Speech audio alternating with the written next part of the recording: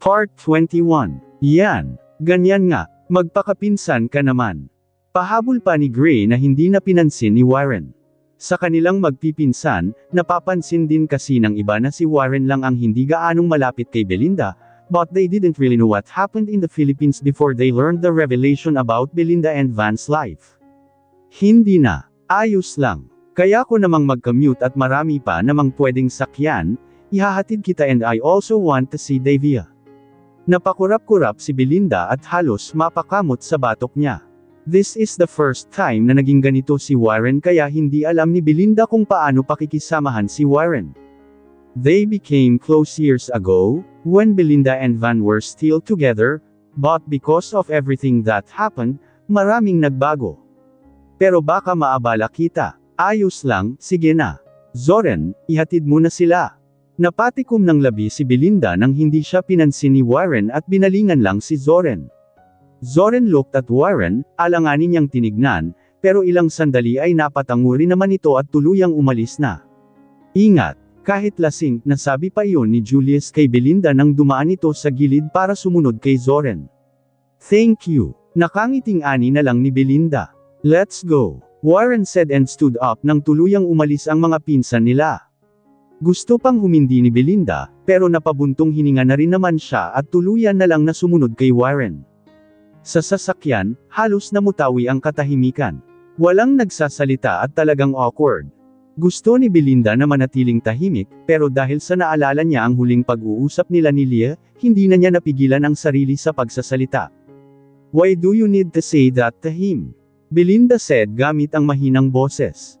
What do you mean? Warren asked without looking at Belinda. Huminga pa ng malalim si Belinda para kumuha ng lakas ng loob bago tuluyang magsalita. Nagalit ka sa akin nang malaman mong umalis ako ng Pilipinas nang hindi alam ni Van ang tungkol sa pinagbubuntis ko. Well, I know why you are mad at naiintindihan kita. Tinuring mong pinsan si Van at kitang-kita ko naman kung gaano kaayos ang samahan niyo. But Leah said something to me. Pauna ni Belinda na sambit. Napasulyap si Warren kay Belinda sa sinabi nito, pero nang tignan ni Warren si Belinda, nag-iwas naman ito ng tingin. You told him that I am already married at may anak na rin. Well, may anak naman ako, pero hindi ako kasal. Kanina pa naglalaro sa isip ko kung bakit kailangan mong sabihin iyon kay Van. Warren didn't look at Belinda at sandaling hindi nakapagsalita. Nagalit nga si Warren nang malaman niya na buntis si Belinda at gusto niyang itago iyon kay Van. Warren thinks that Van didn't deserve that. Para kay Warren, kahit anong nangyari kay Belinda at Van, hinding-hindi magiging deserve ni Van ang matagwan ng anak. Oo at nasaktan ni Van si Belinda, pero ang tagwan ng anak si Van ay ang hindi matanggap ni Warren dahil alam ni Warren na magiging mabuting ama si Van, sadyang naiipit lang si Van sa pamilya niya. When Warren learned that Belinda is pregnant, Warren wanted Belinda to say that to Van at hindi na itago ni Warren ang galit niya kay Belinda. But after that day, when he learned that Belinda is pregnant, nagkaroon ng tamang pag-iisip si Warren sa sitwasyon ng dalawa. Van is in love with Belinda but couldn't fight for her because if Van did, he would lose his mother. Doon na pag-isip ni Warren that Belinda did the right thing. Isang buntong hininga ang pinakawalan ni Warren. He wants to talk to Belinda and say everything that happened about Van, pero alam niyang wala siyang karapatan para magsalita. Because I have no choice. Sinabi ko iyon kay Van years ago because I had plans to propose to Leah. Warren seriously said. Tumigil saglit si Warren, pero nagpatuloy din naman sa pagsasalita. Alam kong hindi ka uuwi dahil natatakot kang malaman ni Van ang tungkol kay Davia. You don't want Van to know about Davia, which is why I ended up saying that you are already married and have a daughter. Alam ko kasing hindi kompleto ang kasal namin ni Leah if you are not there. You are her best friend and I just wanted to make sure that you would come back to the Philippines without making excuses, so I ended up saying that. The conversation ends there. Wala nang nasabi si Belinda dahil totoo naman ang sinabi ni Warren. Oo, at magmumukha siyang masamang kaibigan dahil hindi niya mapagbibigyan si Leah sa hiling nitong umuwi sa kasal niya, pero talagang takot lang siya sa mga mangyayari kapag umuwi siya. And because Belinda learned that Warren told that to Van, medyo nakahinga siya ng malalim at pinag-iisipan talaga ang pag-uwi niya para lang sa kasal ni Leah. Warren, gulat ang mag-asawang si Sylvia at Edie nang makita si Warren na kasama si Belinda. Dahil alam ng mag-asawa na iniiwasan ni Belinda ang pinsan niyang si Warren, talagang hindi nila ito napigil ang magulat. Tumayo sila at binati si Warren sa pagdating nila. It's already 2 a.m., but Sylvia and Edie were talking about something at hinintay na rin ang pagdating ni Belinda. Salamat sa paghatid kay Belinda, Iho. Sylvia said to Warren. Wala iyon, tita. I'm also here to see Davia, but it looks like she is already sleeping, so siguro mauuna na rin po ako. Anong oras na? You can sleep here, Iho. Edie said na agad namang inilingan ni Warren. I need to go home, Tito. Dadating si Daddy galing sa California mamaya and I need to talk to him about something. Well, hindi ba yan maipagpapabukas? Edie asked at hindi napigilan ang ikunot ang noo. And I also have something to talk to you about. Tinignan ni Edie si Warren at agad namang nakuha ni Warren iyon. Isang Warren already knows what that means. Aakyat na po ako. Belinda said nang mapansin na may pag-uusapan pa ang dalawa at kahit hindi magtanong si Belinda, alam niya rin kung sino ang pag-uusapan ng dalawa. Kahit kailan ay hindi kinalimutan ni Edie si Van and Belinda knows na tinuturing pa rin ni Edie si Van bilang anak niya, at wala namang kaso kay Belinda iyon.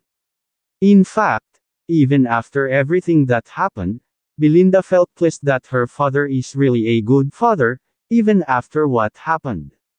Pagpasok ni Belinda sa kwarto kung saan natutulog ang kanyang anak ay parang nawala ang pagod niya. Belinda already wanted to lay down in the bed and hug her daughter, pero dahil alam niya na amoy sa kanya ang alak, naligo muna siya. After she took a bath, she immediately went to bed and hugged her daughter who gives her strength every day. Nakagat ni Belinda ang labi nang humarap si Davia sa kanya habang nakapikit pa rin. Napatitig si Belinda sa anak niya ng matagal dahil kitang-kita niya kung gaano kamukha nito ang ama. Belinda just sighed when Davia hugged her tight as if she already knew that she was there. I love you, Belinda whispered even though she knew that Davia was really sleeping. Kinabukasan, halos mabulabog ang lahat nang malaman ng buong Francisco na ikakasal si Warren. Si Warren ang panganay sa Francisco, kaya naman talagang nabulabog ang lahat at napasugod papunta sa bahay nila. And who's that woman? Ni hindi ka nagsabi na may girlfriend ka tapos ikakasal ka. Hilda said, isa sa mga kapatid ni Edie at kapatid ng ama mismo ni Warren. Belinda just listened to their conversations habang ang anak nitong si Davia ay nakikipaglaro kay Dave sa gilid. Dahil sa malaking balitang iyon, halos kompleto ang mga Francisco sa bahay nila Warren, at pati sina Belinda at Davia ay naruroon din para sa gagawing pag-uusap. Iyan din ang sinabi namin sa kanya kagabi, tita. I mean, it's too sudden, sa sobrang bilis, parang hindi talaga kapanipaniwala. Agad na siniko ni Valerie si Faye nang sumabat siya habang pinapapak ang chocolate na kinuha niya sa refrigerator nila Warren. They all had a hangover, pero pumunta pa rin sila bilang isang Francisco para sumama sa gagawing pag-uusap. So what's the plan, Greta? Wendell, your son is going to get married. We need to do something. Kailangan nating mamanhikan. We need to pay respect to the family of the bride. Dino said, ang nakababatang kapatid ni Edie na ama ni Julian. Edie didn't talk and just remained silent. Nasabi na rin kasi ni Warren ang bagay na iyon noong nag-usap sila kagabi, kaya hindi na siya nagulat nang tumawag sa kanya ang mga kapatid niya tungkol doon. Edie was shocked by the news when Warren told him, but he was happy hearing it. Well, this is shocking news, but I think I don't have anything to say about this. May gusto akong babae para kay Warren, but I think wala na akong magagawa. The invitation and the date are fixed. Yes, we are going home this week to do the pamamanhikan, and that's the plan after hearing Warren talk to US. Ang magpipinsan ay talaga namang hindi napigilan ang mapasinghap nang marinig ang sinabi ng kanilang tita Greta. Last night, they talked about the negative things that their tita Greta might do and think if she knows that big news, but then, they were all wrong. Nagkatingin pa ang magpipinsan at nag-usap ang mga mata nila. What do you think, son? This week kami luluwas agad para mamanhikan, is it fine with your bride? Napakagat si Belinda nang labi nang marinig iyon. Kasama ba sila ni Davia sa uuwi? She wanted to ask that, pero hindi nito magawa dahil sa sobrang seryoso ng usapan at parang hindi maganda sa pandinig na agad itanong ang bagay na iyon gayong alam din naman ni Belinda na iyon ang tamang gawin. Kahit na halos silang lahat ay nasa ibang bansa, they are still Filipino and that word pamamanhikan, is one of the big parts of making two people become one. Warren just stayed silent and was busy on his phone. Sa sobrang busy ni Warren sa phone, hindi niya narinig ang tanong sa kanya ng ama ni Warren. Woy! Kung hindi pa kinalabot ni Gray ang kapatid, hindi pa nito mapapansin na halos nakatingin na pala ang lahat. What? Warren asked, making everyone sigh. Nagpatuloy ang pag-uusap at halos hindi alam ni Belinda ang sasabihin ng tuluyang ayanunsyo ng lahat na uuwi ang lahat papunta sa Pilipinas para sa gagawing pamamanhikan. Hindi alam ni Belinda ang sasabihin, pero ang tanging nagawa lang niya ay ang tignan ng anak nito na masayang nakikipaglaro. When Davia looked at Belinda sa gitna ng pakikipagtawanan ni Davia kay Dave, ngumiti ito ng malapit. Belinda just smiled after she saw that, but when Davia looked away, malalim na buntong hininga na lang ulit ang pinakawalan ni Belinda. Is she ready to go home? Belinda couldn't help but ask that to herself. Are you okay? Belinda looked at Yuhan nang magsalita ito sa tabi niya at itanong ang bagay na iyon. Their family was still busy talking. Oo naman. Bakit naman hindi ako magiging okay? Mahinang tanong ni Belinda at idinaan iyon sa pagtawa. Stop it. Para kang tanga. You look like you are thinking and a little bit stressed. Yuhan said at napakasungit pa ng boses niya bago tumayo. Napailing si Belinda. Ayos lang talaga ako. Iniisip ko lang ang pag-uwi natin sa Pilipinas. You know that this is going to be the first time that I am going back there. Pumunta ako rito after knowing about my family that I am a Francisco and I was also pregnant at that time. Medyo kinakabahan lang ako habang iniisip na babalik ako doon after how many years. So technically, you are not okay. Yuhan said. Dahil sa busy ang lahat sa pag-uusap, walang nakapansin sa usapan nila ni Yuhan. Ayos nga lang ako. I'm not stressed. Belinda said, pero parang hindi naniniwala si Yuhan at napailing lang. Are you afraid that you'll see Davia H's father when you go back to the Philippines? Yuhan asked at dahil lumipat si Gray sa upuan at naupo sa mismong tabi ni Belinda, narinig niya iyon. Gray looked at Belinda at doon natuon ang atensyon niya. Gray waited for Belinda to say something and Belinda just sighed dahil hindi niya akalaing itatanong iyon ng pinsan niya. Well, yes. I mean, I hid Davia from her father kaya hindi naman mapipigilan na matakot ako sa mga posibilidad na pwedeng mangyari sa pag-uwi namin doon after 5 years. Belinda said and put her head on Gray's shoulder. Hinayaan ni Gray si Belinda na iuna ng ulo sa balikat niya, pero hindi nito mapigilan ang magsalita habang ganoon ang posisyon. Isn't the Philippines big para magkita kayo? She innocently asked, making Belinda close her eyes a bit. You know, mamanhikan pa lang naman ang gagawin and we will go back here after that. Siguro 2 or 3 days tayo roon. Tapos saka na lang tayo uuwi ulit pabalik sa Pilipinas kapag kailangan na tayong masukatan ng damit for the wedding at kung wala namang importanteng gawin, hindi naman na natin kailangang umuwi Rio. Don't overthink. Hindi ka naman magtatagal doon, kaya siguro hindi naman kayo magkikita dahil hindi naman fairy tale ang buhay natin. It's a reality. Hindi alam kung anong sasabihin ni Belinda nang marinig iyon galing kay Gray. The Philippines is big, tama naman ito, pero para kay Belinda, masyadong maliit ang Pilipinas para sa kanila ni Van. Lalo na alam ni Belinda na kahit anong nangyari at ilang taon man ang lumipas, Van is still Francisco by heart. Magkikita sila ni Van kapag tumapak siya sa Pilipinas, and Belinda is aware of that. At kapag nagkita sila ni Van, what should she say first? O kailangan ba niyang magsalita? Or what? She doesn't know, which is why she couldn't help but overthink now knowing that this week, babalik silang lahat sa Pilipinas. Kung pwede lang sanang tumanggi at magpaiwan, ginawa na niya, pero alam ni Belinda na maling gawin iyon. Napamulat si Belinda at diretso iyon sa anak niya. Belinda na maling gawin iyon. Napamulat si Belinda at diretso iyon sa anak niya. All Belinda did was stare at her daughter who was still busy playing. Pinaaanod ni Belinda ang anak na tumayo at lumapit kay Zoren. Zoren said something to Davia at ginulo ang buhok ni Davia. Napahagiljak naman si Davia at mabilis na tumakbo ulit papunta kay Dave at nagpatuloy sa paglalaro. Ilang sandali, nag-uwian na ang iba, pero ang karamihan ay nanatili sa bahay nila Warren at Taimambe pa. Unless Davia H's father is one of the bachelors and business tycoons in the Philippines, kasi kung ganoon nga, paniguradong dadalo siya sa lahat ng gatherings ng pamilya, and malaki ang tayansa na makasalamuha siya, Yuhan seriously said while not looking at Belinda. But the family wouldn't let that guy come near Davia, if ever, so you shouldn't worry, okay? Sambit ni Gray at tinapik pa ang balikat ni Belinda para magaanan ang nararamdaman. Belinda bit her lips because she knew that if they learned who Davia H's father is, magugulat at mawawalan sila ng salita. Baka nga sa gulat nila ay hindi na sila makapag-isip ng tama at panuuri na lang ang ama ni Davia na lapitan si Davia. Pero wala ka bang balak sabihin kay Davia about his father soon? Napaangat si Davia ang tingin at tinignan si Gray sa tanong nito.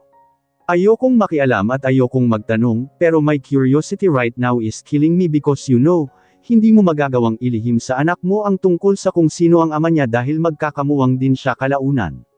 Gray said at kahit na hindi pa natatapos si Gray sa sasabihin, alam na ni Belinda kung anong sunod na sasabihin ni Gray. Maghahanap si Davia kung sino ang ama niya. You are doing your best para hindi niya maramdaman na may kulang, but you and I know you are aware na maaaring one of these days, magtatanong na si Davia. Hindi pa ngayon, pero paano kung bukas? Bukas makalawa. She will be needing a father, Belinda, dugtong ni Gray. It was a serious talk with Gray and Yuhan, kaya naman sa pag-uwi niya papunta sa bahay na inuupahan niya, hindi niya mapigilan ang mag-isip. Belinda already thought about it, pero ngayon lang talaga niya mas naisip ang bagay na iyon. Mommy, I'm sleepy. Malayo pa ba tayo? Davia asked at agad na naupo sa kondangan ng kanyang ina. Davia hugged Belinda tight after she asked that. Dahil sa paglalaro at pagtakbo ni Davia kasama si Dave, talaga namang pagod na pagod ito, which is why Davia is already too sleepy even though they are still in the car. Malapit na tayo, but you can sleep here in my arms. Buhatin na lang kita pagdating doon, bulong ni Belinda sa anak. Davia nodded and hugged her mother more tightly. Pagkatapos ng usapang iyon, agad na nakatulog si Davia. Davia is too tired kaya agad itong nakatulog sa braso ni Belinda. Dahil magli-5 taon na si Davia, medyo mabigat na at halos mang-alay na si Belinda, pero kahit na ganoon pinanatili niya pa rin si Davia sa braso niya. Is it true? Malakas na tanong agad ni Leah nang tawagan nito si Belinda after hearing that all Francisco will go home for the pamamanhikan. Nasabi na ni Warren kay Leah ang tungkol doon at kakatapos lang halos ang usapan ni Leah at Warren sa phone, but Leah excitedly called Belinda to ask if it's true. Hindi naman sa hindi ito naniniwala kay Warren, but Leah is too nervous to even think. Oh my God! I should fix everything. God! This is making me too nervous. Mukhang kailangan kong umuwi sa probinsya para ayusin ang mga dapat ayusin. Layong sa sala, kusina. Pinanood ni Belinda ang pagpapanik ni Leah kaya hindi na nito napigilan ang magsalita. Mababait ang mga Francisco so relax. Belinda said and smiled to Leah, pati si Belinda ay na-excite na rin sa mga nangyayari. What if they don't like me? God! This is really making me nervous, Belinda. Kinagat pa ni Leah ang kuko habang nakapikit at nalulukot ang mukha. Belinda wanted to say something, pero hindi natuloy nang makita ang pagmulat ni Leah ng mata at tinignan si Belinda. You are going home also, right? Kayo ni Davia. Oh I need you here, Belinda. Natatakot akong harapin ang pamilya ni Warren, ang pamilya nyo. The family Warren has is rich and me. I'm just a provinciana girl who came to the city to find money, kaya dapat nandito ka, Leah said, and this time, she looked so serious. Titig na titig si Leah sa phone. You are going home, right? Leah said and already biting her lips. Hindi agad nakasagot si Belinda, pero ilang sandali ay sinukli nito ang buhok gamit ang daliri. Nang makahinga ng malalim ay rumanggo at ngumiti si Belinda bilang sagot. Uuwi kami ni Davia. We are going to be with you on your wedding, so focus on your preparations and don't think too much, Belinda gently said, and the days really flew by. Sa sobrang bilis ay hindi namalayan iyon ni Belinda. Hanggang sa nakikita na lang ni Belinda ang sarili niya at si Davia na nakasakay sa pag-aari ng mga Francisco na isang malaking eroplano, na kung saan halos lahat ay kasya at komportable. Belinda looked outside the plane and then sighed. It's really time to go back. Mommy, is the Philippines a beautiful country? You know, we've already been to many countries, but this is the first time we're going to the Philippines. Walang tigil sa pagtatanong at pagsasalita si Davia pagkasakay sa eroplano. Even now that they are already in their seats, Davia kept asking, and the way she talks really seems so mature. Yes, anak, the Philippines is beautiful, and for me, it's one of the most beautiful countries in the world. I already told you, right? Doon ako lumaki, doon ako nag-aral, at doon din nagtrabaho si Mommy. Malumanay na sagot ni Belinda at inayos ang buhok ni Davia. Davia innocently nodded, pero nakikita ang pagtataka sa mukha ni Davia. Noong una, tahimik siya, pero napaisip at ilang sandali ay sinulyapan ulit si Belinda. Hindi napigilan ni Belinda ang ikunot ang noo nang makita ang pagtatanong sa mukha ni Davia, na parang may gustong sabihin. What is it? Belinda asked and even held Davia's cheeks. I'm just curious, Mommy. The Philippines is beautiful, but why don't you want to go home? I heard Lola Sylvia talking to Lolo that you don't want to go home to the Philippines. Umawang ang labi ni Belinda nang marinig ang lahat ng iyon mula sa kanyang anak. Hindi tuloy niya maiwasang itanong kung talaga bang 4 years old pa lang iyong anak niya. Some 4-na-year-olds are mostly into play and still a bit inarticulate, but then, her daughter Davia feels like she's not real. Well, I just want to stay abroad for a while, but do I need to answer that, Davia? We are already here in the airplane and we are going to the Philippines, so isn't that enough to show you that I already want to go to the Philippines? Nakahinga ng maluwag si Belinda nang makita ang pagtango ng kanyang anak na animoy na sagot na ang tanong niya mismo sa isip. Philippines. I'm already excited to see the country where you studied, worked and played. When you were just a kid like us. Masayang ani ni Davia.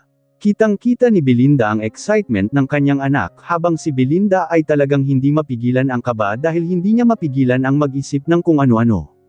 Kinakabahan talaga siya sa pagbabalik niya sa Pilipinas. 2 days lang ang paalam niya sa boss niya nang kausapin niya ito, but she was given isang week because her boss learned that their whole family was going to stay in the Philippines for 1 week. Hindi napigilan ni Belinda ang bumantong hininga nang maalala niya ang naging pag-uusap nila ng boss niya nang magpaalam siya sa trabaho. 2 days. Really? That was the first thing her boss said after she said that 2 days lang ang kailangan niya para sa leave. Yes, sir. 2 days lang at balik na agad ako dito para sa trabaho, Belinda said with a smile, but the next thing her boss said really left her speechless. You know how I want you to take a leave, right? In the years that you've worked here, you haven't asked for leave. Now that you finally want to, it's just 2 days. Come on, make it 1 week. Sid said, Belinda's boss, who is half Filipino. Cedric Saavedra is the same age as Belinda, and in the 3 years Belinda worked at Sid's company, they really built a friendship. Sid is even close to Belinda's daughter because Belinda sometimes brings Davia to the office. When Belinda heard that from her boss, she tried to speak, but her boss interrupted her, and the last thing he said made her unable to argue further. Yuhan called me. Your whole family will stay in the Philippines for 1 week. Even your cousin knows your ways, which is why he informed me first, thinking you might use work as an excuse to come back quickly. I think he's right, considering you're asking for only 2 days when you should be there for a week. Now, if you don't want to take the isang week leave, I'll just fire you. What do you think, Belinda? That was the last thing her boss solved, which left her no choice but to accept the one-week leave fire. Of course, Belinda knew that Sid was just joking, but she didn't say anything more. That was really her original plan to ask for leave after the pamamanhikan and use work as an excuse to return quickly. But then, Yuhan called and informed Sid of the situation. Mommy, is there a dagat there? Tanong ulit ni Davia nang ilang minuto siyang natahimik at nakatingin lang sa labas ng bintana. After she asked that, sinulyapan ni Davia si Belinda gamit ang inosenteng tingin. Davia H's eyes were once again full of curiosity, just like a while ago. Napabuntong hininga si Belinda at natigil talaga siya saglit sa pag-iisip dahil sa tanong ng anak. Sa kabila ng kabang nararamdaman ni Belinda, hindi niya maiwasang matawa. Davia is just 4, pero masyado nang maayos ang pagsasalita niya at may pagka-mature ito mag-isip. But as a kid, Davia is still so innocent and curious about everything. Of course, Davia, maraming dagat sa Pilipinas. Did you know that the Philippines has 7,641 islands? So maraming dagat doon. If you want to see one, Palawan is one of the best options. You can ask Lolo Edie to take us on a trip to Palawan if you want because maganda ang dagat doon. We can swim and have a bonfire at night. Napaangat si Belinda at Davia kay Valeria nang sumabat ito. Nasa likod kasi siya nakaupo at paniguradong narinig ang usapan nila ni Davia, kaya tumayo siya para sabihin iyon. Nagningning ang mata ni Davia sa sinabi ni Valeria. Really, Tita Valeria? Davia even stood up from where she was sitting and faced Valeria. Davia, careful, Belinda said. Natawa naman si Valerie sa excitement na pinakita ni Davia kaya hinawakan ni Valerie ang ulo ni Davia at hinaplos iyon. Ang cute naman ng pamangkin ko. Yes, baby. Maraming dagat ang Pilipinas. You love swimming, right? Then the Philippines is really a good choice. Valerie said at nanatiling nakatayo habang kinakausap si Davia. Oh, I want to swim. Davia said at humajijek pa. Pinanood ni Belinda at Valeria si Davia na maglingga-lingga sa paligid habang nakatungtong pa rin ito sa kinauupuan niya kanina. Pati si Valerie at Belinda ay napalinga-linga rin at tinitignan kung sino ang tinitignan ni Davia. What are you looking at, baby? Valerie asked, pero hindi siya pinansin ni Davia. Bago pa napigilan ni Belinda at Valeria si Davia, dali-dali na itong bumaba mula sa pagkakatayo sa kinauupuan niya habang nananatili ang excitement sa mukha. Davia, tawag pa ni Belinda dahil sa pagtakbo nito, I'm just joking about Palawan, Valerie said while looking at Davia, who was now going to where Edie and Sylvia were. Wala pang sinasabi si Davia, pero pakiramdam ni Valerie ay iyon na agad ang sasabihin ni Davia dahil sa paglapit nito sa lolo niya. Napakagat na lang si Valerie sa labi at hindi na alam ang sasabihin. Lolo, malakas na tawag ni Davia kay Edie. Edie immediately looked at the back when he heard Davia calling him. Pati sila Yuhan, Zoren, at iba pa ay napasulyap kay Davia sa malakas na boses nito. Halos lahat ay napasulyap kay Davia at kuryoso sa biglaan niyang pagsigaw. Yes, my princess. Edie gently asked Davia, what happened? Tanong ni Zoren at napasulyap kay Belinda at Valeria para maghanap ng sagot, pero nakagat lang ni Valeria ang labi at napakamot sa batok niya. I want to go to Palawan. Can we go there, Lolo? Deklara at tanong ni Davia na talaga namang ikinasinghap ni Belinda at Valeria. Oh, Palawan. You want to go to Palawan? Nagtatakang tanong ni Edie sa apo niya. Yes, Lolo. Gusto ko pong maligo roon. Masaya at nagtatalon-talon pa si Davia nang sabihin iyon, na agad namang sinaway ni Edie at ng iba pa. Bago magsalita ulit si Edie, sumulyap muna siya sa likuran kung nasaan si Belinda bago harapin ulit si Davia. Gustong tumayo ni Belinda at pigilan ang anak at sabihin na hindi pwede, pero sa huli ay nanatili na lang si Belinda sa kinauupuan. Of course, you can, Davia, but ask your mommy first. If you want to go to Palawan, then we should extend our vacation because we are going to the Philippines for Tito Warren and Tita Leah. Napasulyap na rin si Sylvia kay Belinda dahil tama si Edie na ang mag-extend ang dapat gawin kung gusto pa nilang pumunta sa Palawan. Pagsabi ni Edie noon, mabilis na lumapit si Davia pabalik kay Belinda at kitang-kita ni Belinda ang papakyut ng kanyang anak, Mommy. Lolo said we can, but... Natigilan si Davia sa pagsasalita nang makalimutan niya ang sinabi ni Edie at hindi may bigkas. The word was new for Davia kaya bigla niya itong nakalimutan. What is it again? I forgot it. Napakamot pa si Davia sa ulo.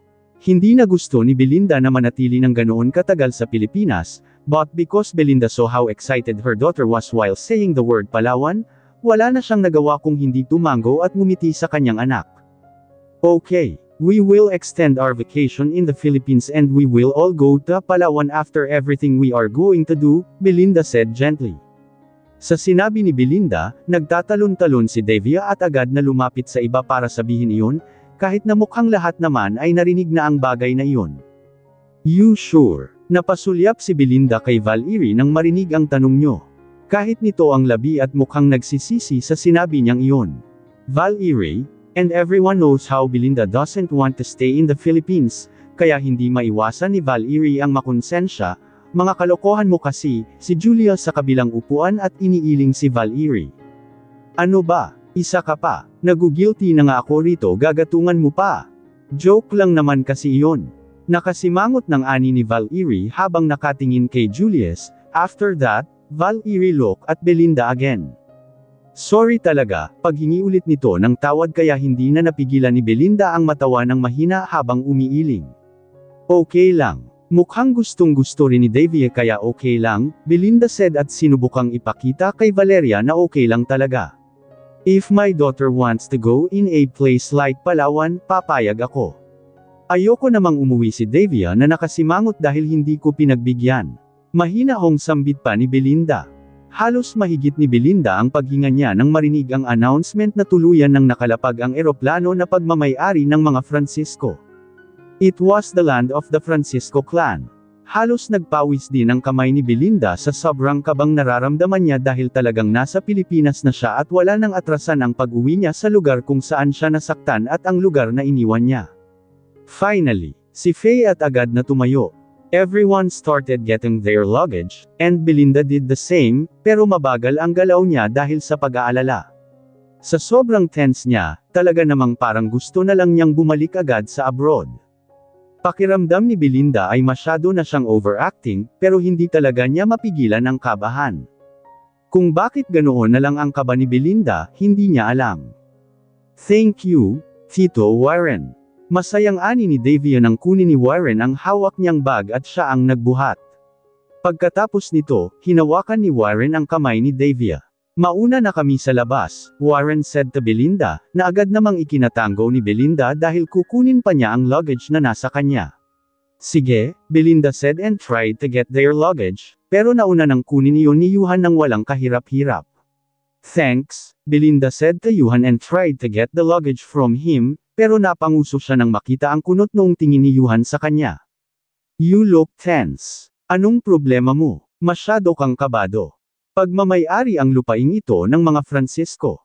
This is our ancestral house, so it's impossible that Davia H's father is here. Well, sobrang mali iyon. Because the truth is, it's possible because it's Van.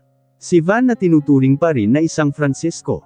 Gustong-gusto nang sabihin ni Belinda iyon para maintindihan na nila ang nararamdaman niya, pero hindi niya itinuloy. Relax, okay. Come on, let's go.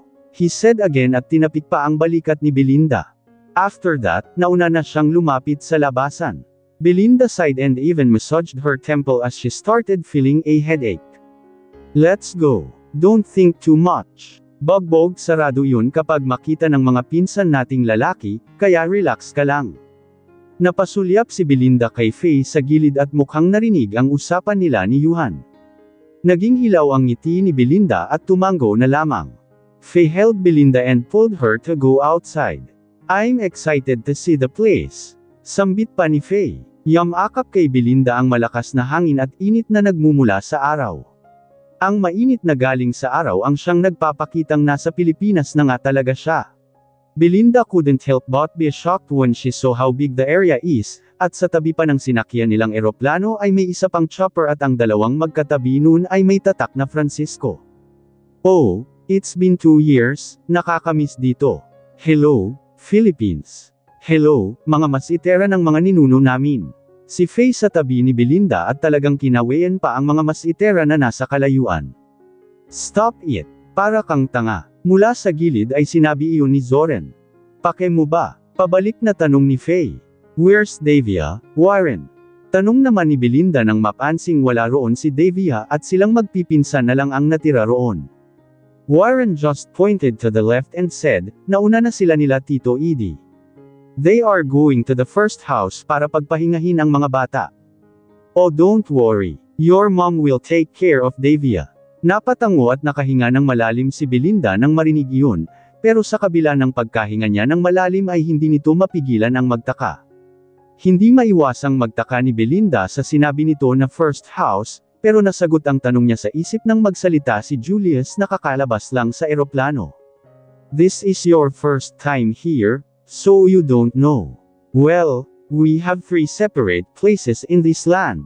Ang first house ay yung tutulugan nating lahat which is kung saan pumunta ang mga magulang natin kasama ang mga bata. The second house is for guests. And the third one is the place where we are all going right now. We have our own resort here, and that's the place we are going to para kumain, Julius said, making Belinda nod, pero namamangha pa rin at nagugulat. Oo, alam na niya kung gaano kayamo ng mga Francisco, pero ngayon lang siya nakapunta rito sa ancestral house na namana pa ng mga Francisco mula sa kanilang mga ninuno. Paano sila tito? Hindi ba sila sasabay? Belinda asked ng isa-isa na silang tumungo sa mga sasakyan na nakaparada. 2 van Leon. Hindi, mga killjoy iyon. Mas gusto nilang matulog dahil daw bukas ay biyahe ulit papunta sa probinsya ng mapapangasawa ni Kuya Warren, Gray said. The land is really too big. Sa sasakyan, halos mabali ang leeg ni Belinda sa kakatingin sa paligid na talaga namang tinawanan na ng mga pinsan niya dahil mukhang bata siya. Everything in her mind a while ago suddenly disappeared as she looked at the place. It looks relaxing. Puno ng Bermuda grass ang mga nadaraanan nila noong una at may mga antik na nakalagay sa bawat gilid na agad mong malalaman na mamahalin, hanggang sa napalitan ng mga naglalakihang bulaklak. Pagkatapos nito, nakita niya ang resort. It's a European-style resort. Malaki at malawak, hindi lang iisa ang nakatayo roon, kundi 5, at sa labas pa lang ay kitang-kita na niya ang mga magagandang tambayan sa loob. Kanina nang makarating sila ay medyo mataas pa ang araw, pero ngayon, ang araw ay malapit ng magpaalam at nagiging ginaw ang tanawin. And because it's a European style, the sky being red and orange made it look even more beautiful. Namamangha pa si Belinda sa paglabas niya at halos tumungala dahil sa magandang tanawin ng ulap at langit. Stop it! Para kang bata. Narinig ni Belinda ang natatawang boses ni Yuhan, pero hindi niya yun pinakinggan at kinuha lang ang phone niya sa bulsa. Oh, just let her. Minsan lang yan magpakabata, rinig pa ni Belinda mula kay Gray, pero abala siya sa pagkuha ng mga larawan. Hindi niya tinignan ang mga pinsan niya. Yeah, right. Her life is always so serious kaya wala naman masama kung magpakabate siya.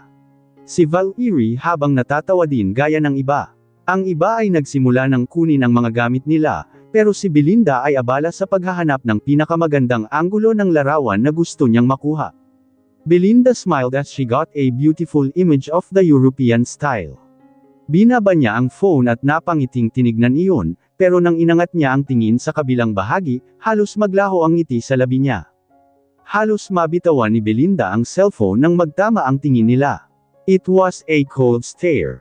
His eyes were cold and distant, which made Belinda remember the pain and all the memories that she tried to hide inside her heart. Ang matang pareho ng mata ng kanyang anak ay nakatingin na sa kanya.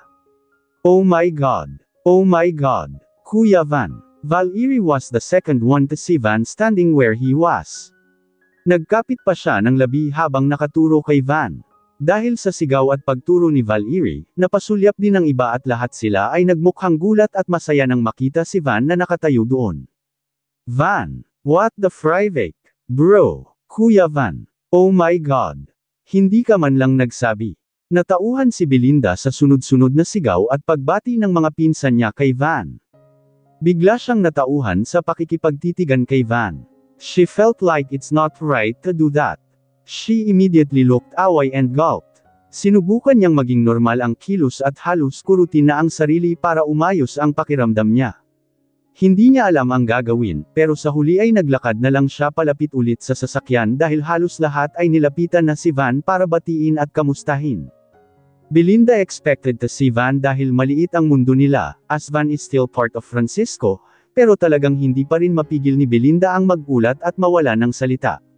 She couldn't still believe that she saw Van again, after many years. Belinda felt Warren look at her, pero halos gusto na lang ni Belinda na magtago at umalis.